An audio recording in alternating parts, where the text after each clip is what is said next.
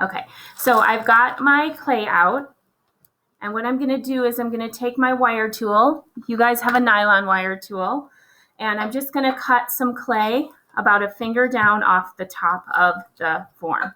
So I measure about a finger down, and I take the clay wire tool and just cut a piece off. So for this, you don't need a lot. For your houses, it just depends how big you're going to make your house form. And then always cover up your clay and close it so it doesn't dry out.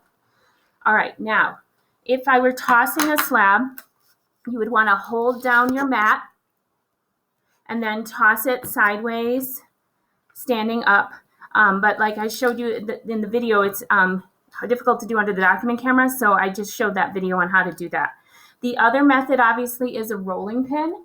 So I have a non-stick rolling pin, or a wood one works, so that's obviously better if you guys have access to one. This is non-stick. Otherwise, you guys can make your own rolling pin. So to make your own rolling pin, you can use like a can like this. I usually take the lid off because it comes off anyway.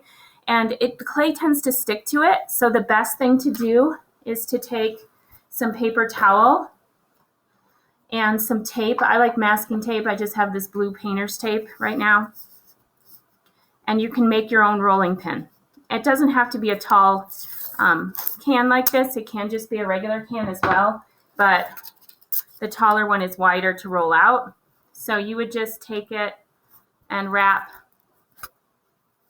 the paper towel around the form, and this will prevent it from sticking to the clay. It's not the best thing ever. If you can go to the dollar store and get a rolling pin, that would be better.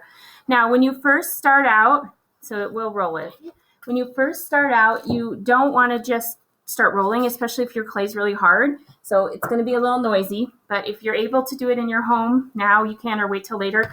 But pound it flat a little, or take your hand and toss it, or pound it flat a little to soften that clay body, because mine's a little cold. Remember, never to leave your clay outside, okay?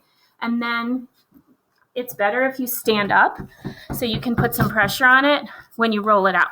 So you want it to be about the thickness of your finger, your pinky, not much thicker. And then what I do is I usually flip it to get a nice even roll.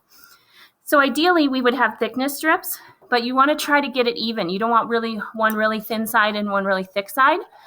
So by flipping it a few times, you guys can get your form. Okay, so for this practice assignment, you guys are either making an ornament or a coaster. A coaster, you would want to have your cup so that you could kind of measure the size of it. And our clay shrinks about 12%, so you want to do it bigger than you think. If you have circle cookie cutters, that's even better. But for coasters, they're bigger than you would think. Ornaments, you can make them any size you want. So if you take and trace the cup, that would work fine for that. For an ornament, like I said, they can be any size you want. And I just found a yogurt container that I can use as a cookie cutter or trace it. So my kiddo had some stamps that I found. If they have ink on them, the ink will burn off and you can just wash the stamps. Or you can find any kind of tool, your stick, a pencil, and put texture in. You'd always want to put your texture in first before you cut out the shape. So that color will burn out. It is cool. I wish it would show up, but it won't. Okay, that color is just going to burn out of that because it's not a ceramic color. It's ink from his kit, his art kit. Okay, then I can actually use this to press down. If you use a glass cup, be careful. And then I usually would have to take my stick and cut that. And don't worry, that color will completely burn out. So this clay is totally fine to use again. So I would just squish it and put it right away in my clay bag. I have a bag just for clay that needs to be recycled like I showed in that video. Okay, now this works really well for pressing texture. This is why you work in a slab mat, because it's sticky, okay? But for carving texture, I'm gonna flip this.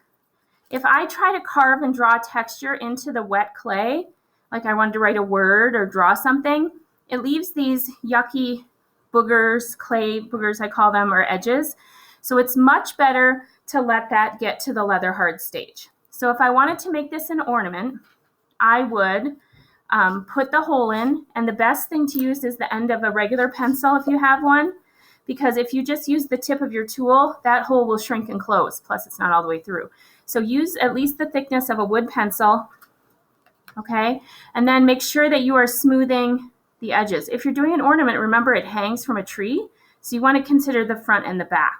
If you just press texture into it, it's really important that you guys are smoothing the edges. If you're going to just do that from the top and the bottom. If you're going to carve texture into it, what you would do is you would put this by the fan and let it firm up to leather hard, or leave it out, and about like 10 minutes through, flip it. Okay, if you put it by the fan, I would say 5 minutes one side, 5 minutes the other side. It's kind of like baking. You got to keep an eye on it. And so you can flip it till it gets to the leather hard stage. So I have one that's leather hard. And if you want to make several of these, you would just make them all and then either put them by the fan or leave them out. Just keep an eye on them. So you can put the hole in the piece when it's leather hard. I'll show you, but there's more chance of it cracking.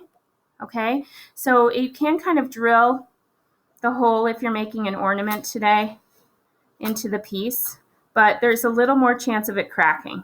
Okay, and then make sure that you are smoothing all of that out. Okay, now it's at a really good stage to draw into it or carve into it.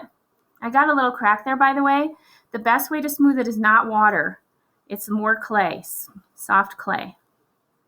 That's from drying it a little too fast. Okay, so now let's say I wanted to do a Christmas tree, something simple. Look how much easier it is to draw and clean up those edges. By the way, if your stick broke, a dull pencil works really good for this kind of stuff. So if I'm just making a basic tree form here, it's kind of boring, but you get the idea.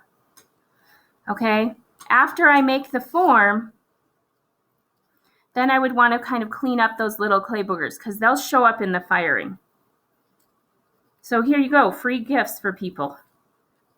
Okay, that's why we're doing it right now, so we'd have time to get them fired. And then I'd add decorations. The really important thing is that you smooth these edges, and the best stage to do that is leather hard. So let's say you press texture in. I would still let this firm up to leather hard and then add a little water to your fingers, or just try to smooth it really well this way. Okay, now there's a Padlet to put this in. So after you make it, you'd want to put your name and class shape on it and then put it in your Ziploc bag where we store everything until we're able to bring them in and be fired. So those are the basics. You're going to either make a coaster or ornament, or if you have time, you guys can make more. So I'm going to stop.